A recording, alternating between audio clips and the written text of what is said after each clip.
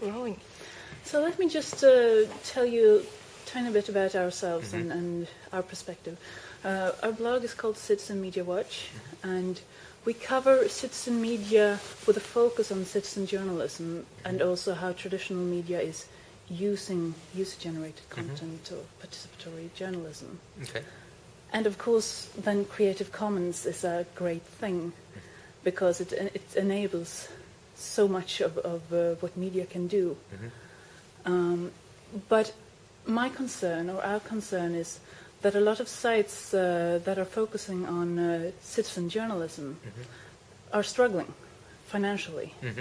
And I'm wondering if you have any ideas about how they could make it work and how they can use the Creative Commons in their work. Right. So I think, first of all, I think that we're going through a pretty tough period for...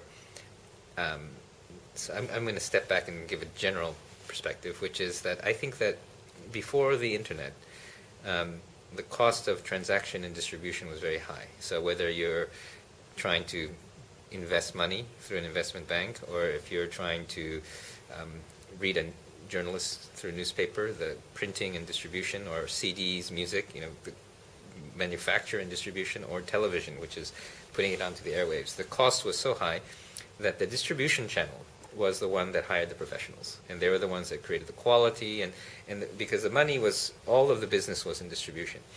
And I think that professionals are important. I think that quality is important. We need investment banking kind of analysts. We need professional journalists. We need professional, music promoters. Everybody. We need professionals, and even semi-professionals. The problem is that the internet has caused a real collapse in the value of the distribution model, and there's very little money left there. So I think part of the financial collapse that we see right now is that the transaction cost has become so thin and transparent that the transaction people can't afford to hire the kind of people that you need to actually do the analysis. Similarly, the newspapers are going out of business and they can't afford the professionals. So it's an across-the-board shift from the distribution guys paying for the professionals to some new model, right?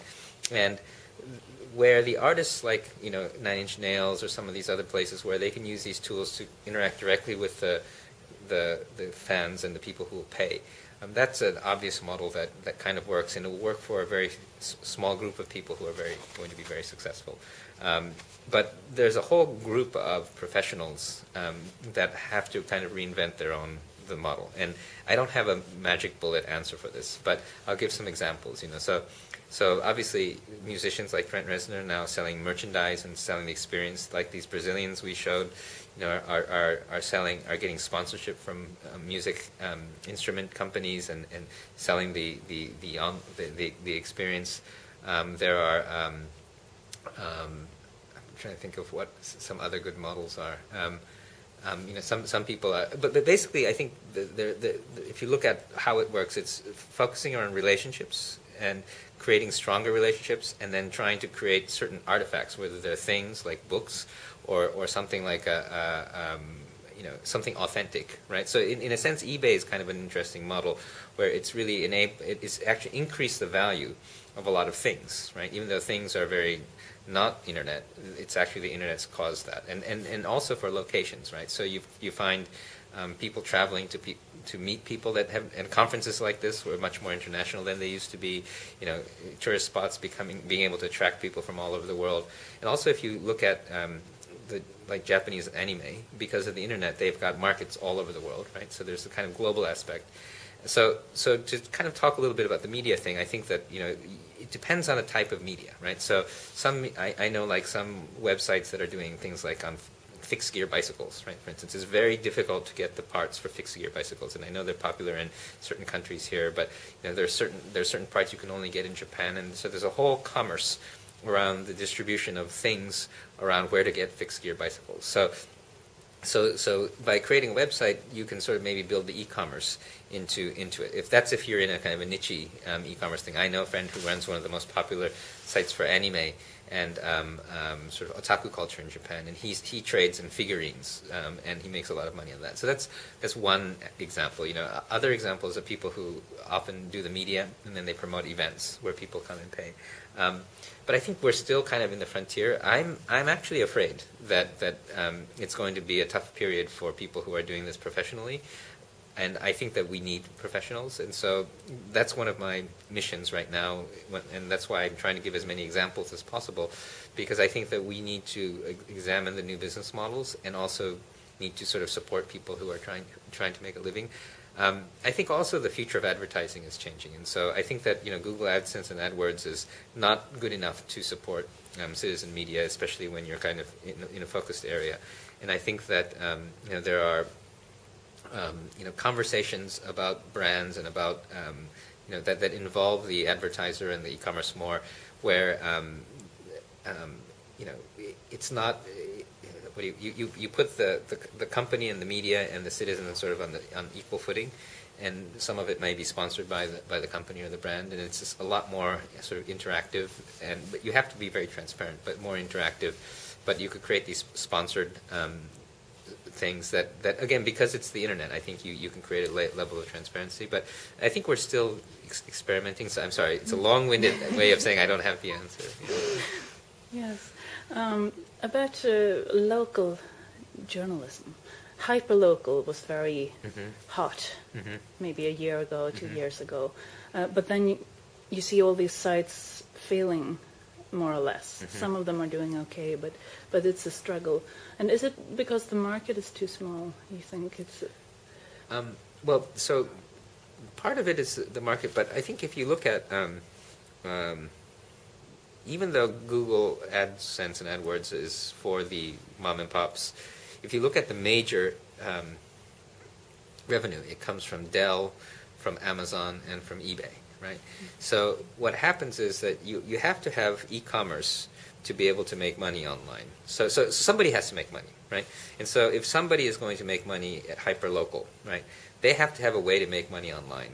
And just a banner for their restaurant doesn't convert efficiently enough, right? So you have to have payment system and delivery very, very good in order for there to be e-commerce. So that's why Dell, eBay, and Amazon, they have that delivery and payment system figured out, right?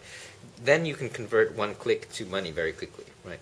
But when all you're doing is trying to brand stuff, especially if it's very local, it's very difficult. So I think that, as we start getting, and e-commerce and payment system and delivery is getting better and better and better every day. But we had big failures like, Webvan and stuff like that, where it was you remember the supermarket online. But it's not that model is stupid. It was just that it didn't work back then. And I think that as the local businesses, like real estate businesses and travel and, maybe some of the restaurants, as you start getting more e-commerce sites that are local, then you will start having advertising that converts better. But you never have advertising where you don't have e-commerce, right? And so I think a lot of the problem was in some of these local sites, you launched in a local place where none of these guys, local people, they were online, but all they had was a website. That's not enough. And so like that's one of my fears of going into China, is you have all these page views. It's not even hyper-local. You have all these page views, but they don't have delivery and they don't have payments yet. So no one's really making real money online. And so then it's very difficult for them to get advertising. And so the advertising market is very slow. Japan, I learned my lesson in Japan because we have a huge media market. We had tons of page views. But our advertising CPM is about 1/10 of the U.S. because the e-commerce hasn't gone as far as in the United States. And so it's important to understand where the money comes from. Because then, so the answer is I think that there is an opportunity. It's about timing, and I think you have to wait till somebody's actually making money online. Yes, the journalists will need to wait for the commercial companies. Yeah. Yes. About Creative Commons, it is the basis for a lot of journalistic efforts, but if you're starting out and you're just, you gotten pretty good at taking photos, for instance, and you want to be able to do more of it, so you want to actually devote some of your professional life to it, then it's very hard. I mean, you talked about using Creative Commons as a marketing tool. But before you're there, you need to invest a lot of time. So do you see a problem there? Like, well, I think there's two business models for photographers. One business model of photographer that I've seen for professionals is to sell their photos, like on Getty Images and stuff like that, because the mainstream media licensing business is going down the tube, sort of. It's very difficult. And then the other is to create tools for amateur photographers. So one big market that's growing is software and videos and books about photography are growing because now everybody is an amateur, and amateurs are willing to pay money to learn, right? So become a teacher or sell high volume of your photographs. Both cases, Creative Commons works very well because if you have a website where you're becoming the guru or the authority, you want links, right? And if people are using licensed work with Creative Commons, they'll provide links to your website. And what you really want is when somebody searches for HDR photography, that they end up on your site. And to do that is the best way is to make the best examples available to people to blog about, right? That's the best sort of SEO. And then the other way is if you're trying to sell images, you can use a Creative Commons non-commercial license, which basically allows the bloggers to use the images for non-commercial use. But if anybody wants to use it in a magazine or online journal or something that's commercial, you can actually create a Creative Commons license that has a button to click to do the license, right? So you could sell your photographs, but use the bloggers as your advertising, because basically people are going to search on Google for the image. And you're not going to show up in Google if you're behind the Getty Images firewall. I mean, obviously Getty Images, these guys are all thinking about the same thing. But you don't want to have to go to a photo site and then search. You want people to just search, find your photo, click on a button, and then buy the photo. Right? And so I think that architecture, the technology is basically getting in place, so we just need the service providers like Flickr and Getty Images and iStock Photo to start supporting it. But they're very close to getting that all organized. So I think Creative Commons will become a normal thing for photographers to do. And it will it won't be political, it'll just be math. It will make more sense, I think, for photographers to promote their stuff that way. I think that just make more money. And even if you're unknown, if you just, because a lot of photography is random, right? Even as an amateur photographer, sometimes if you take enough photos, you'll take the one shot that's very important. And if that becomes the definitive photo for this particular thing, then people will start coming to your site. And also the other thing is that just as a photographer generally, I mean, it's the more people who look at it and critique your photos, the better you get. And I think that publishing is really important, and you can obviously go to school and do kind of the old school way of studying and looking at your photos, but having people see it and critique it's also very important. And before you could publish a book, it's much easier to publish online, which is a good way to learn, I think. Definitely, yes. And same with journalism, right? I think Yes. some bloggers start out very poor writers, and then years later they get closer. And same with the journalistic method. I think many bloggers, as they become better known and people start attacking them, they start checking their sources and start becoming. And some bloggers, I find, are much more rigorous than mainstream media because they're personally responsible for making mistakes. Yes, and you find it out so quickly. So. Yeah. Because people keep telling you if you're wrong. Exactly. Yeah, and we are going backwards. Yeah. Started out being like a really serious journalist and going to using the blog to Yeah. Still serious, but bloggers. Yeah. Mainly. But a lot of people in mainstream media, I feel, still don't get it, how to use Creative Commons material, for instance. How do you think, how can we influence them, or how can anyone make mainstream media get it? Yeah.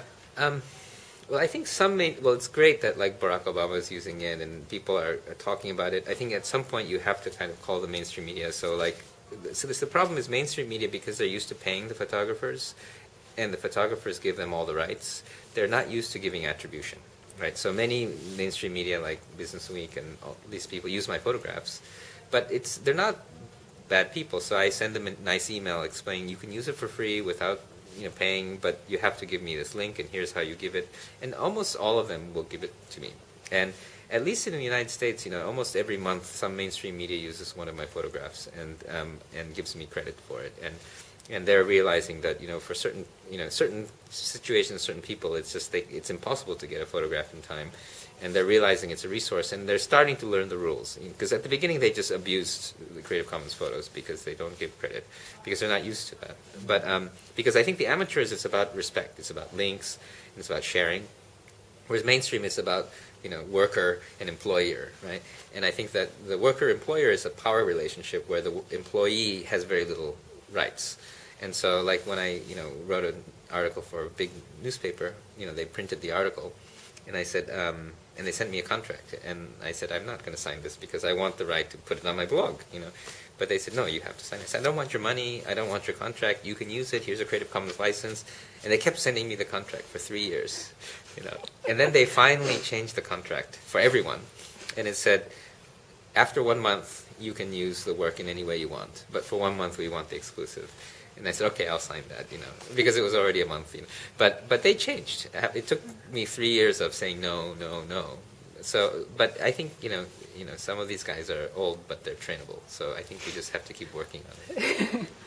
Yeah, we need to stand our ground and Yes. and not agree to things like that. Yeah, don't sign bad licenses. And I think, they need us, and especially the kind of semi-pro, either photographers or journalists who are writing for the blog, but also writing for the journals and newspapers.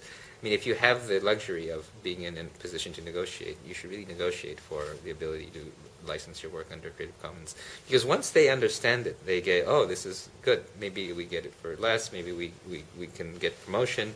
And then they can add, okay, so like, for instance, it was actually the New York Times. They said, okay, but you have to say that it was first printed in the New York Times. I said, that's fine. That's good. And we had the final contract that they have now for the journalists is great. And so I think that, once they figure out that it works for them, then I think they'll be happy. Great. Okay. Do you have any questions? No, we got a That's 16 minutes. Thank you very much. Good.